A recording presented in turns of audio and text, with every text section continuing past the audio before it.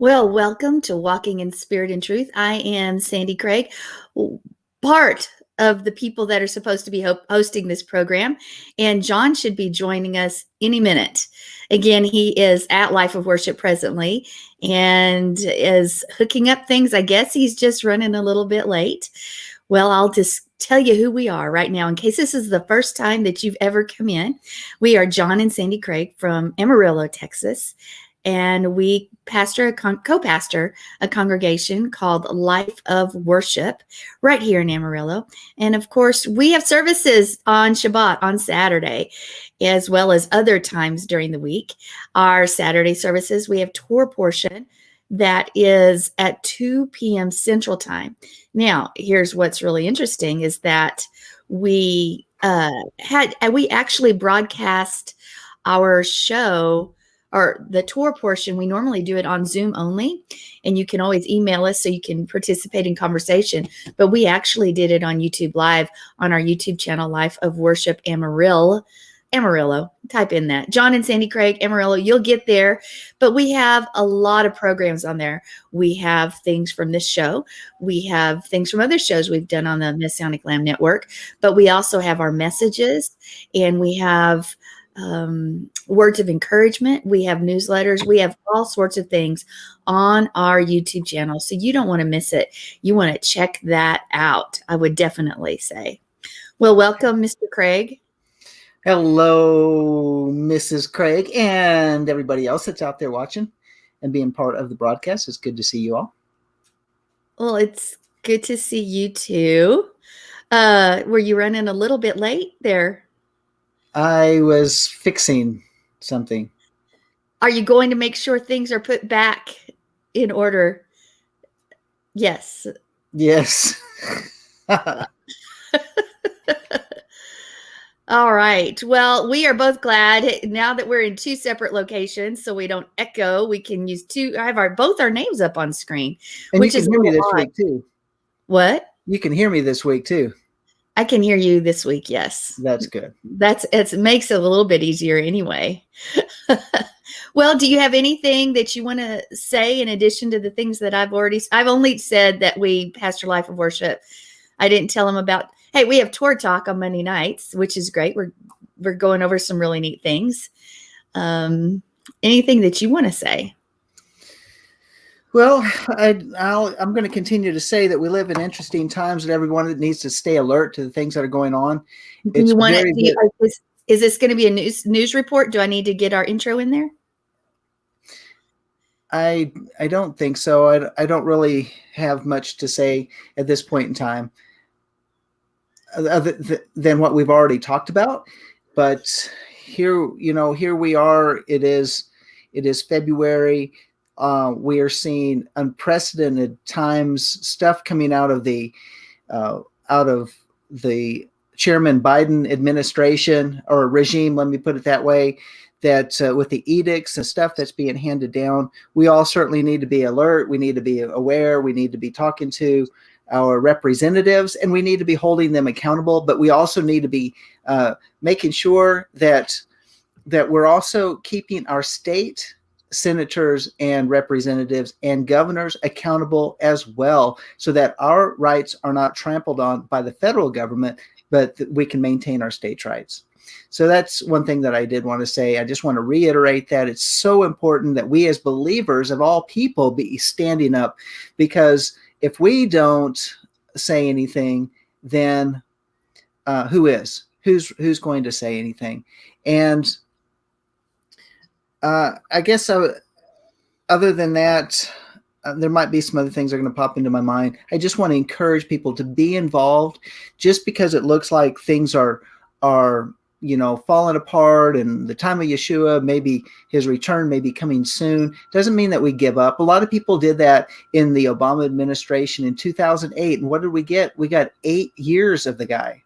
So don't stop pressing hard. Don't stop doing things that we know we ought to be doing, and standing up, one, for our freedom to assemble, our freedom of speech, and our ability to maintain that we do have a Bill of Rights that must be defended, And I recommend in every way that we do it peacefully. We use the means that we have, and we speak out, especially in a time when they are outright saying, now this whole week that's passed by, we need to that even Republicans, if you are a Republican by registration or whatever, even a libertarian, you are a threat to this government, and that you are a terrorist. They are floating these terms out there. That is exactly what Bolsheviks do. That's exactly what they've done in these communist regimes. They are now looking for the military to enforce their edicts and their rules. Don't be surprised if they invite foreign nationals to help enforce these rules.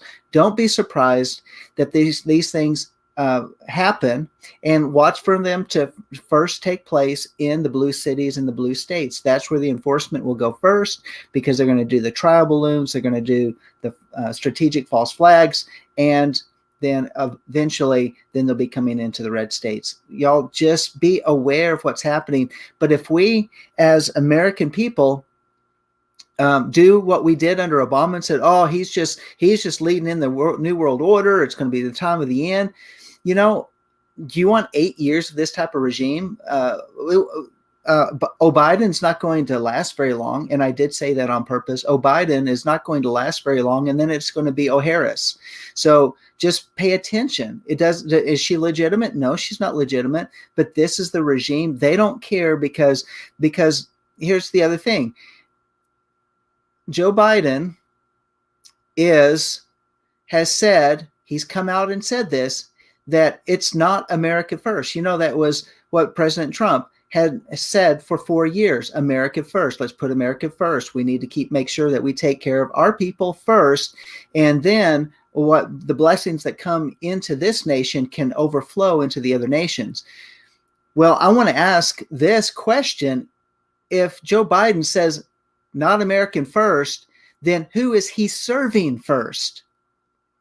And that's something that we need to be paying attention. Of course, I am joking when I say Chairman Biden, because he's carrying on the third administration of the Obama administration, and he is running it like a dictator and taking orders from the Chinese Communist Party, in my opinion. So things are very interesting right now. These things are really taking place. They're not just going to go away. And if we allow them to continue to use that rhetoric in Washington, D.C., they will simply eliminate anybody that is in opposition to the National Socialist Democratic Party of the United States. And that's where we're going. And I'm going to give you an example of something, and then I'm going to turn it back over to Sandi. And I'm going to give you an example of this. Today, I had to go down to the cell phone store and to fix Sandy's cell phone, see if it could be repaired, if we're going to have to do something else. And I went in there and they said, oh, you're welcome here. Here's a mask that you can put on. Well, guys, I'm not wearing a mask. I'm not going to wear a mask. I'm not going to let them dictate to me that I am required to wear a mask, even if I go into their business. Understand this, guys, is that business is open to the public, and therefore I am of the public, and my rights to buy and sell and to participate in commerce is not going to be limited by a mask, because as an American, I have rights to be able to engage in commerce, and that I should not be limited in what I do, what I choose to do with my body. And if I say that I'm going to wear a mask, fine. If I'm not going to wear a mask, fine. Well, they said, so I had 3 of their people say, oh, but if you're going to be in here, you can go outside and wait if you don't want to wear a mask, and then we'll bring it out to you. Or we've got this mask, you can put that on while you're in here. And I said, no, I'm not wearing a mask, and no, I'm not going to go outside. Well, but they've told us that you can't be in here if you don't have a mask on. And I said, now you're stepping on my rights, and you're discriminating against me because I choose not to wear a mask. And I recognize that wearing a face mask poses a serious health risk to me. And I'm not going to be putting on a mask, even if it's just for a few minutes. And so so I went through 3 of their employees. each one coming up, they were all very nice. And they said, look, we understand, we agree. We don't agree with the mask policy, but we have to wear it. And, that's what they said that we have to do. And I said, well, you're doing a good job and you're enforcing it and you're doing your responsibility and what you're supposed to be doing. But if you ask me to leave, then you're discriminating against me. And because of a health issue and because of that, I have every reason to go out there to my car and pick up a form, have you sign it, and I will press charges. I won't say press charges, but I have the civil right to now pursue under the Americans with Disabilities Act to fine you $75,000. Anybody that participates, each one individually and as a company. And here's what I knew. I wasn't quite sure what the outcome would be. I don't know if they're going to pick up the phone, call the police, call the sheriff. I don't know. But they will only take the liberty that we're willing to give up. I continue to stand my ground. I continue to say no. I was not going to participate in their rules or their policies or their company policies, that I'd be more than willing to take my cell phone business somewhere else. And after being a customer with them 11 or 12 years, however long it's been. And, but that's fine. And I'm seriously starting to think about that if you're going to continue to push this issue. And they backed off. Every one of them backed off. All three. One never came back. Two, one kept, helping, and one continued to stay and talk to me. And then the one guy actually read my card, and it happens to be this card right here. If you don't have one of these cards, I don't know if you can read it, if it's going to focus on it or not. It doesn't look like it's focusing on my end, but it says wearing a face mask poses a serious health risk to me. You can get this at citizensforfreespeech.org, and it worked today. I didn't pull out the form. I didn't sue them. I didn't have to go out to do all the legal ramifications. I just held my ground because they cannot take any liberty from me unless I'm willingly give it up.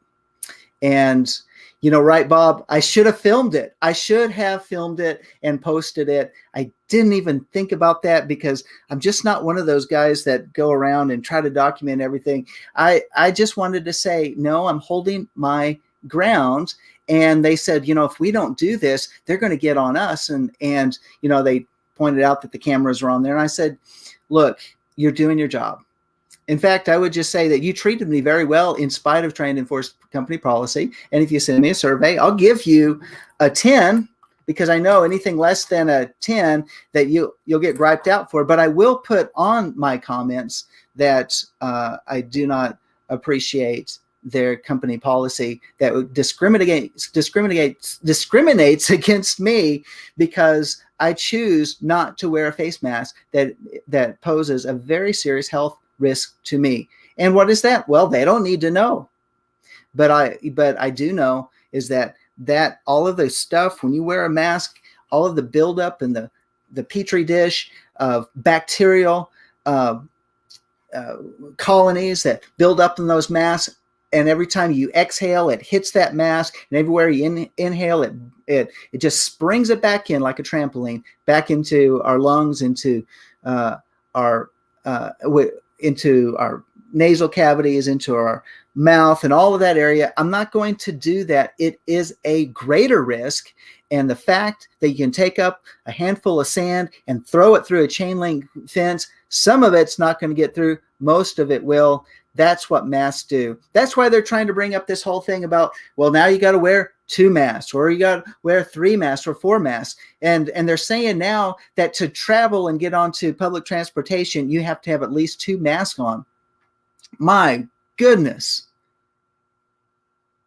And there's no statutory law that requires it. And so here we go. And if we're willingly succumb to these things, what is the next thing they're going to do? Well, they're starting to talk about taking AR-15s, forgive me, something else was in my mind, but AR-15s, they're talking about The confiscation or the will is going to first come out as a voluntary give up of your guns, and if you're willing to give up your guns and your firearms and that type of thing, then you deserve to have the tyranny rule over you.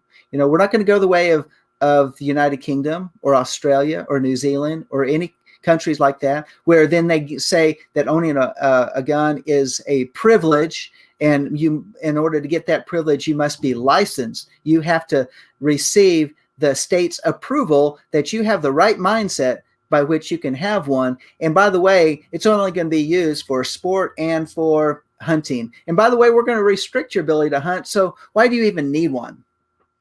So I'm telling you, if you're willing to give up your freedom and your liberty by wearing masks now, knowing that it is a health risk to yourself, let alone to anybody else around you, because what does get through when you exhale is expelling that bacterial colony into the air that's going to be picked up and absorbed on somebody else's moist mask.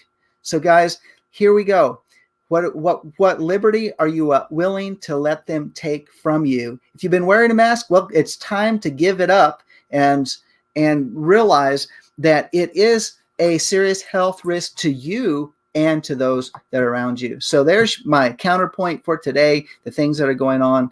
Sandi, if you want to put a tag on this as part of the Craig report later on, I'm sorry, it created some additional editing for you, but I just wanted to give you some of my own opinion and give you something to chew on from there. Well, first off, masks are 100% ineffective. In fact, there has been times when the CDC and others have even said so, and then we waffle back and forth, and then we take them up and we increase it to 3 and 4 masks, which is what they want to do, which, by the way, I can't breathe with one. So what that's going to do is damage people even further. Yes. And kill them even.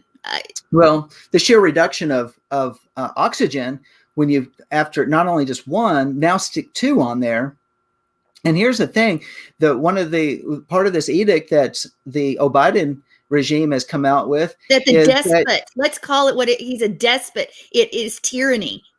Yeah, well, we can call him that, or we can call him chairman. But nevertheless, if he's saying that the bandanas and scarves were allowed for a period of time, they're saying that's not even any good anymore. And by the way, unless you're throwing that mask away every 20 to 30 minutes and putting on a new one, it's not doing you any good anyway. And if you're using a cloth mask and you say, well, I wash it every day, I've got my kids wearing that mask to school, you know what? And you're washing it every night. Every time you wash it, you're completely breaking down any possible, and it's ineffective anyway, but it continues to break down the fibers. So, you need a box of masks that you're going to carry with you all day long, so you can change them out every 20 minutes so that you can protect your own health from what you're re-inhaling. Not COVID. Not COVID or anything else, just protecting yourself from your own waste product. Yeah. Waste product. Yeah. And by the way, what's coming out as now as well is that there's absolutely, it's like 0 influenza this year. Everything's COVID. 0 influenza. As I said before, our niece is an ER nurse, and she said that the guy who was shot and died, gunshot wound, labeled as COVID. The person that was in an automobile accident died because they labeled it COVID, because it's money, it's money, it's money. And when you said, what rights are you willing to give up? I think it's what rights do you think it's important to keep? Exactly. Then you are going to have to possibly embarrass yourself, possibly have to face some conflict and stand up. If all of the people that would call themselves people of faith and believers, or even just the Hebrew roots community, would do this, there would be enough pushback that there would be results.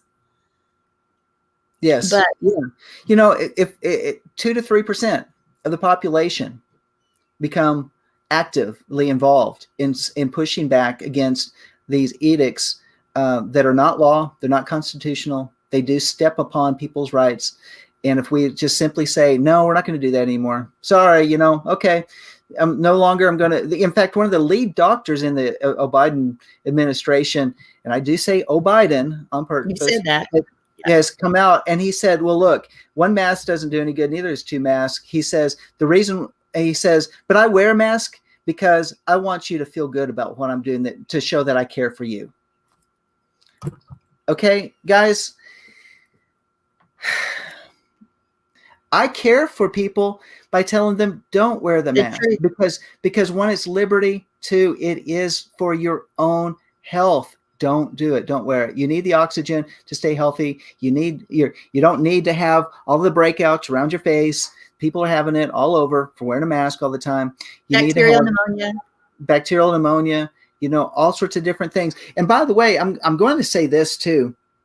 3 times in 2020, I came down with an upper respiratory infection. I'd never wore a mask. Why? And I'm trying to think. I've never had an issue.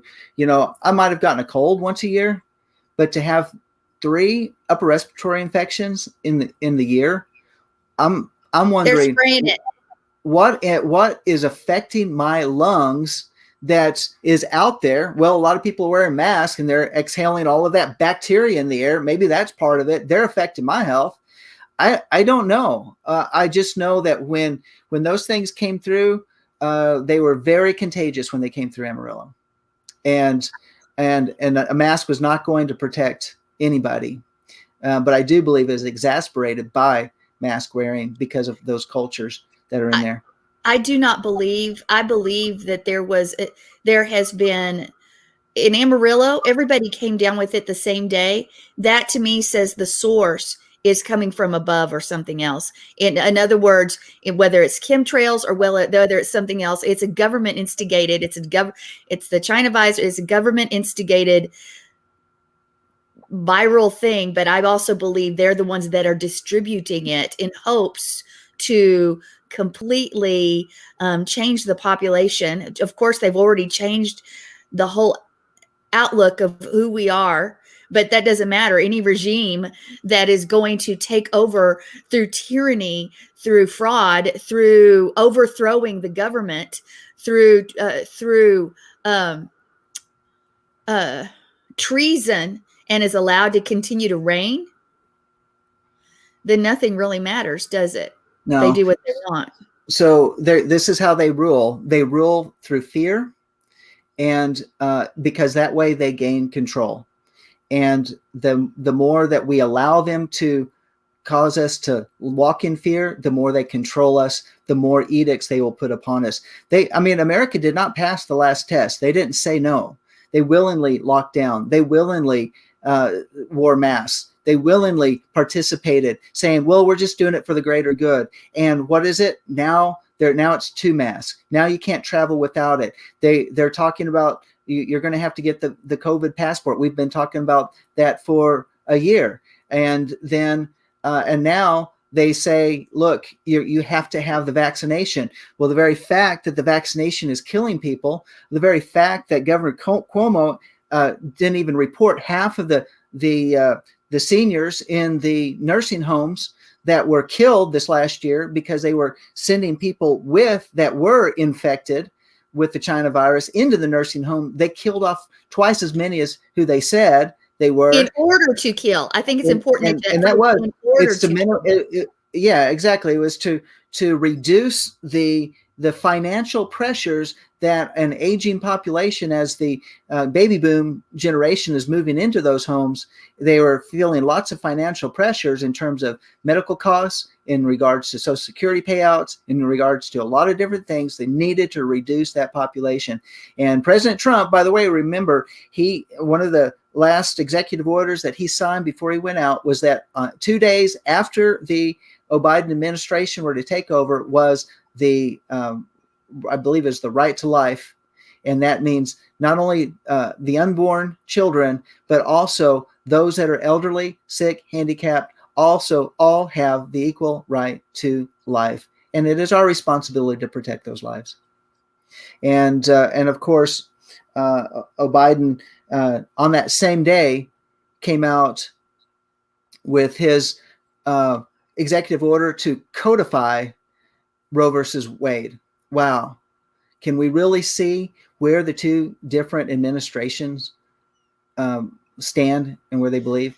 So Yeah, but we can't even say, it's what we elected, because it wasn't. no, it was That not elected. it literally was treason, and it was an overthrow of the government. It wasn't. And It was an overthrow. It was truly and they say that those 100 or so people that breached the Capitol were causing a violent insurrection. Well, guess what? It wasn't, and most of the people that went in there didn't do anything of violence. They just kind of walked in because the doors were opened after the but first the instigators were Antifa. The instigators were Antifa, Antifa. Black Lives Matter. They were probably in governmental what do you call them, provocateurs. There was people to see if they could get the whole crowd riled up to go in. Well, guess what? The majority, 99.9% of them, did not even participate in what they were doing. So they're gaslighting the American people with all of these things, saying it was a violent riot and all that sort of. It didn't happen. It didn't happen. But I will tell you this, and I'm going to say our senator, one of them, not Ted Cruz from Texas. Ted Cruz is great. He stood up for Trump, everything else.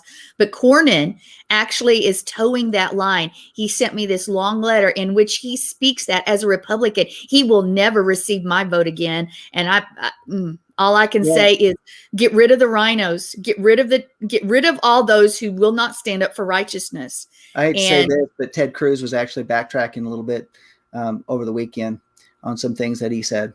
So he's saying that President Trump's rhetoric was just too strong in regards to saying that there was election fraud, because it was never. He said it never went to court to prove the facts. Well, the fact is that no judge would allow it to go in because they were all bought and paid for, or blackmailed, or that type of thing. So it never was able to even get into a court to actually prove beyond that. Any of it. Evidence is evidence. I have a dead body here. Well, it's not officially dead till it goes to court. Oh, I have this crime committed. Well, this crime wasn't committed till it actually goes to court. Oh, right. I think I just dyed my hair black. Well, it's not actually black until we go see it goes to court. That's exactly right, Sandy. You hit the nail on the head. All of this stuff say, well, they never proved it in court. It's a talking point of the New World Order that has taken over our constitutional republic. It was proven in the world, so beyond anything. And I hope that you write him a letter. I just heard about this, and now I'm sort of furious. I hope that you write him a letter tonight. So there you go. I will. And you need to be doing that for your senators and congressmen as well. You think, well, I might be put on a list? If you're listening to this program, you already are. Well, we're already on a list, so we might as well continue to use the free speech that we have. Wow. Sorry, Sandy. I just wanted to make sure that we had the record straight on everything. But yeah, I did listen to that full interview. Well, the full interview that carried that segment. And I was like, oh, please. I mean, at least you're going to stand up and object, and then you backed off after Pennsylvania and Arizona, and you didn't stand up for anything else. So, we've got to be able to let our people, our representatives know that's not good enough. It's not going to stand. And by the way, we need to pressure our state houses and senates to actually petition and change the Constitution back, because according to the original Constitution, our senators are elected by our state governments and sent, not by the populace of the people within that state. So that's how the senators are supposed to be selected and sent to Congress, not by the populace within the whole state, because all they are is just glorified state representatives. That's all they are. It should be by the state house and senate that actually selects our senators within our states. That needs to be changed back. Hold on. I don't know right now, because they're supposed to represent the people. And now with this election, we will never have another election. Not a real election. They've been messing with it and fraudulent, but they figured out an overwhelming formula that it doesn't matter who's elected. We'll put in who we want, and we'll do it. We'll do it through violence, and we'll do it outright in your face and even tell people, and then we'll we're sleep now, do not realize what just happened. I won the election. There wasn't any proof, though there's volumes and volumes of evidence of many people and organizations and witnesses and literally black and white truth. No, none of it is there. Believe it, believe it, believe it. And now you even tell me senators that stood up say, I believe it. It is true. I will do what you say. There's no way we will have another election, whether it's state, whether it's local or anything. Not anymore. It's over. Well, I want to say this. I'm really proud of that new representative of Georgia, and I just don't remember her name. Somebody might be able to put it in the chat room. She got 75% of the vote, and she went to Congress and she stood up. She wears masks like censored and other things. And now McConnell from Kentucky, the Senate minority leader, has said, oh, she is poisoning Congress with her rhetoric. You know what? She is over the target and she is dead on. And I'm watching her because she has the voice of the American people. And so anyway, did Trump. What was that?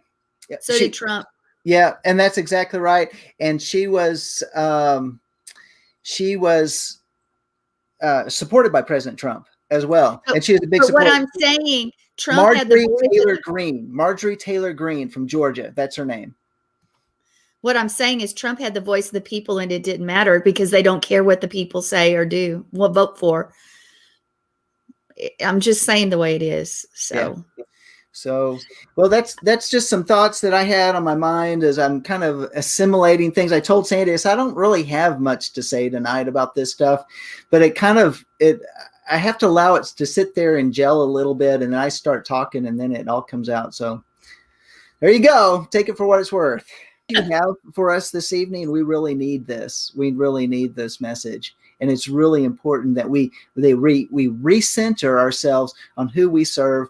And you know, after the last few teachings in regards to the shield and the buckler, this really goes right along with it because we serve the Most High.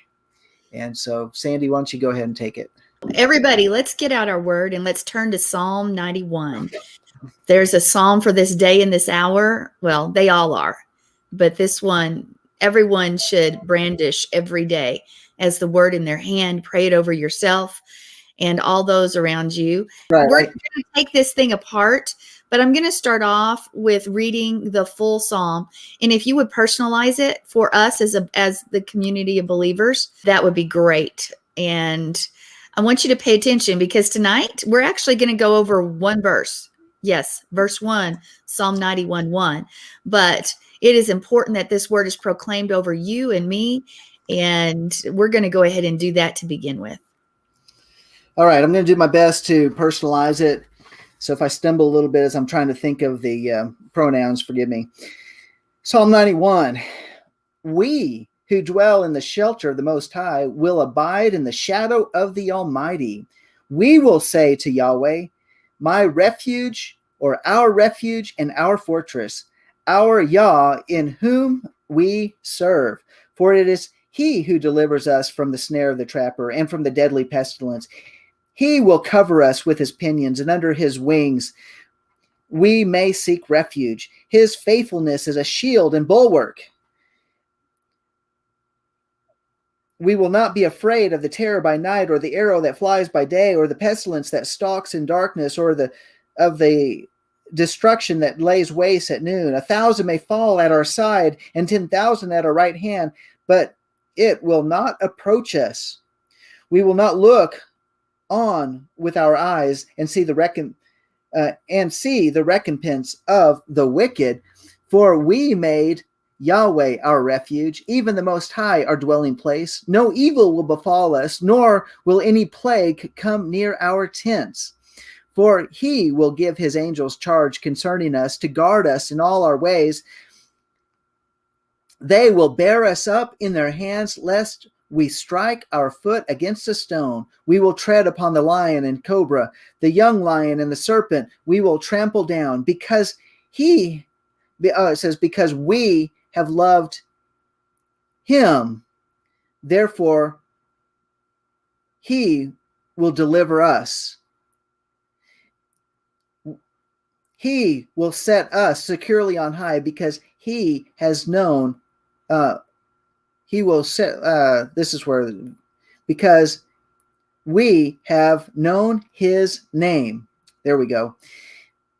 He will call, or we will call upon him, and he will answer us.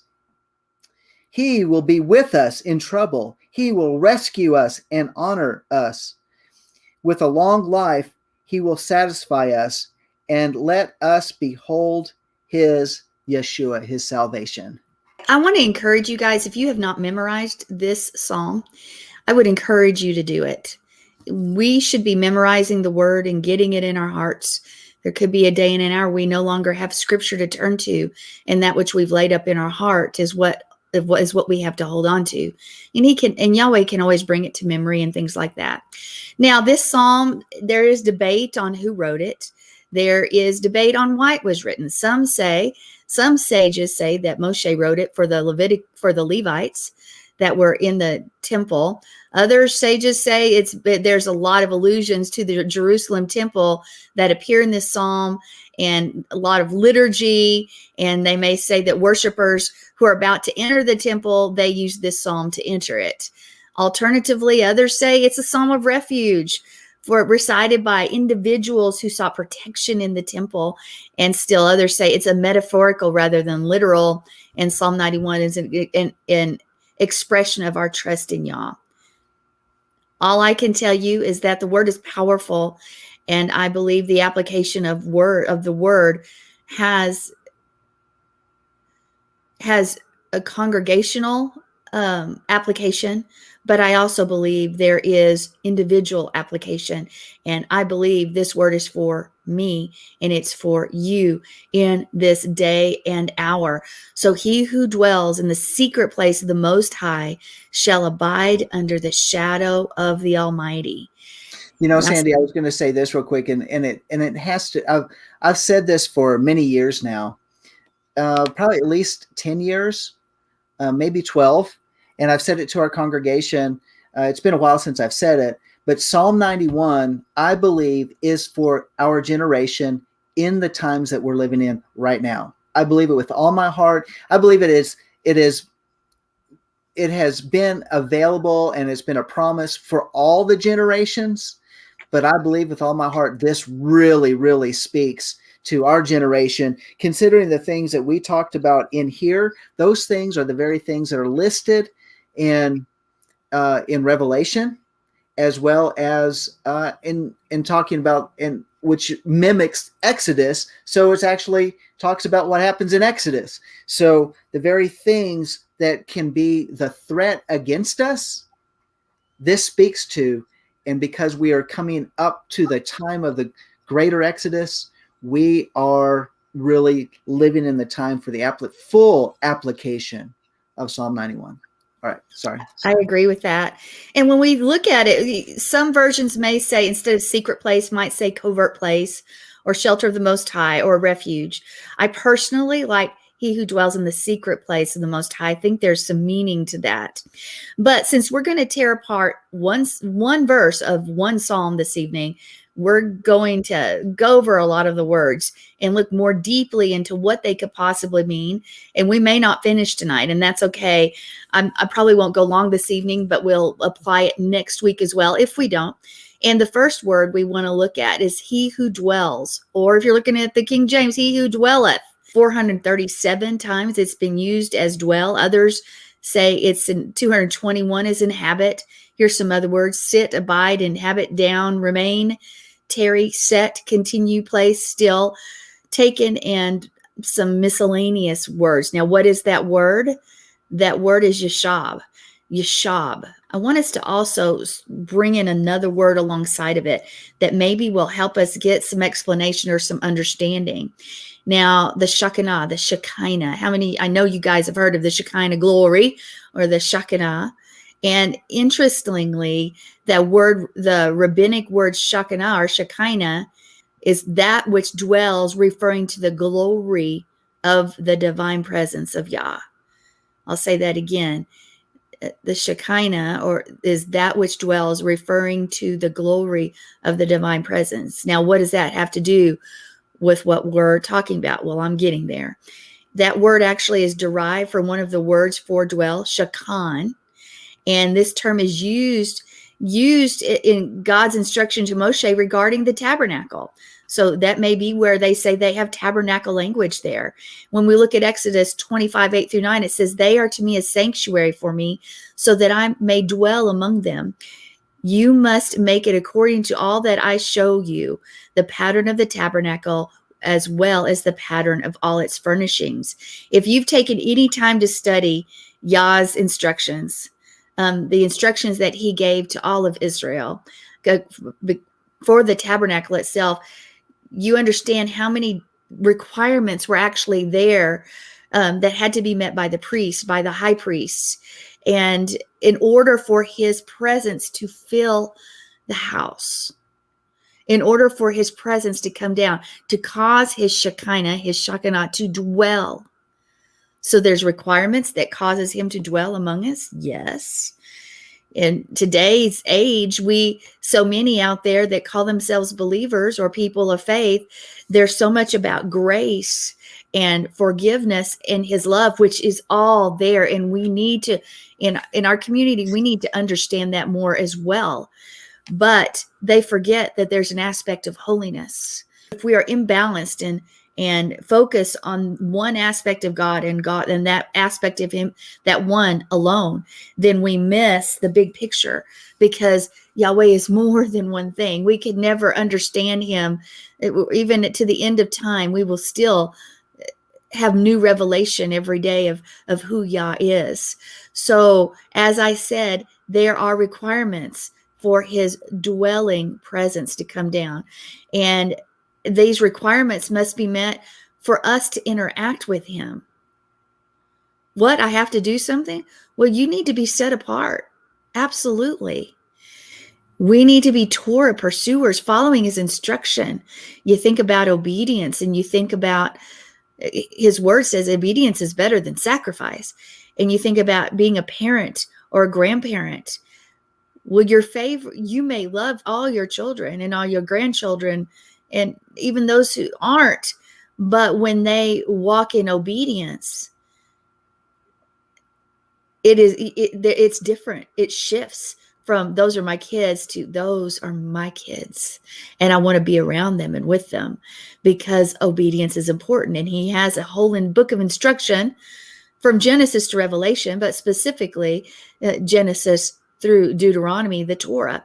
And we've got to follow those things. And we need Yeshua above all else, because it's impossible to follow his instruction without being filled with the Spirit. Without Yeshua as part of our life and the center of our life, just becomes following a set of rules that are empty. And it's true. We've got to have the Holy Spirit. We've got to have Yeshua, the power of God and the face of God, Yeshua. So please understand that no one else but the high priest was allowed to enter that place. Now, I am one who believes that we are the tabernacle of Yahweh. We carry his light. So, in his presence is within us. Therefore, we are like the ark that carry his presence. And you may say, but it is only the high priest. Well, we are priests and kings, but we also know the veil was rent in two. That's a whole nother study. But just as the tabernacle was mobile, so are we, the walking, living tabernacle of the Most High. Understand that and know that, because he has invited us to dwell with him in that most holy place. And Hebrews 10, 19 through 22. Actually, I'll have you read that if you want. Hebrews 10, 19 through 22. Since therefore, brethren, we have confidence to enter the holy place by the blood of Yeshua, by a new and living way which he inaugurated for us through the veil, that is his flesh.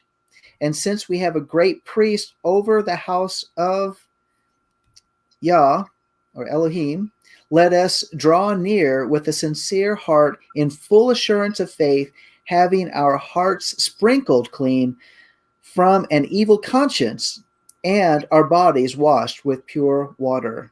I want us to see how Yahweh's trying to inspire hope in our hearts and all of us who long for more than this world has to offer. And I think we all long for that right now.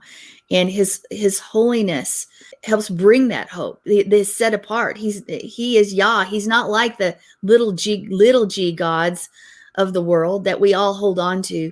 He is holy. He is worthy. Now, I want us to also look at the New Testament in the word dwell. And the first word we're going to look at is meno, M-E-N-O. And I'm probably not going to spell them all because when you get into the Greek, it's a little bit difficult, but meno, and it means to remain, abide, and stay with. Why am I going over the Greek? Well, it's one word, and I am one who believes that the whole of the Testaments were written in Hebrew at one time, including the Brit Hadashah. Now, the second word is katekio, and it is to settle down as a permanent resident. All right. Each of these things are giving us a good picture of what dwell is. And the next one is okeo, and it means to inhabit or to dwell. So when we look at these words together, Yahweh dwells meno in us, and that's 1 John 4:12. No one has beheld Elohim at any time. If we love one another, Elohim abides in us, and his love is perfected in us. And that word is meno, dwells, in some translations. The next one is Yeshua dwells, and that is katekeo, and that is Ephesians 3:17-19. So that Messiah may dwell in your hearts through faith, and that you, being rooted and grounded in love, may be able to comprehend with all the saints what is the breadth and length and height and depth, and to know the love of Messiah, which surpasses knowledge, that you may be filled up to all the fullness of Elohim. So here we have, written in the Brit Hadashah, the New Testament, Yahweh dwells in us. And now we see that Yeshua dwells in us. And of course, we know and believe that Yeshua is Yahweh. Now let's also look at the Holy Spirit, the Ruach HaKodesh dwells, oikeo, 1 Corinthians 3:16. Do you not know that you are a temple of Elohim, and that the Spirit, or the Ruach of Elohim, dwells in you? So what do we have here? Yahweh, Yeshua, his manifest presence dwells within us with the power, with his power and his glory. It's what I see when we look at this, that we are supposed to be one. We're supposed to be carriers of his presence. We are supposed to be together with him, because when you dwell, you're not in separate places, are you? You're not in one house and another house. You're together, dwell together. So God's word, Yahweh's word, is to dwell in us. Yahweh's word is Yeshua, and that is dwell. Let's look at Colossians 3:16. Which reads, let the word of Messiah richly dwell within you, with all wisdom, teaching and admonishing one another with psalms and hymns and spiritual songs, singing with thankfulness in your hearts to Elohim. And that's what happened at service on Shabbat. Explain. At Life of Worship. Because we were doing a different type. Well, it wasn't planned. I mean, we believed that the Father was going to take the service a different direction, and we had worship, and then out of the flow of the worship came the very things here, that the word of Messiah was richly dwelling within us as a congregation. And it says, with all wisdom, teaching and admonishing one another with psalms and hymns and spiritual songs. As there was a sharing of particular scriptures that the Father put on people's hearts. The Holy Spirit was leading them to come up and read, to teach and to admonish. and some were psalms, and there were spiritual songs, and there was singing with thankfulness in our hearts to Elohim. That flow, there was a flow that all of these things were coming out during our service, our Shabbat service on this past Saturday, and it was just wonderful. These things were being manifest, and what was that really telling us? It was showing that there was an indwelling of the Spirit of the living God, Yeshua the Messiah, not only individually, but within the congregation at work, right then and there. It was wonderful. In unity, because what it did is each person came up, and it wasn't that they were asked, it just happened, Spirit led.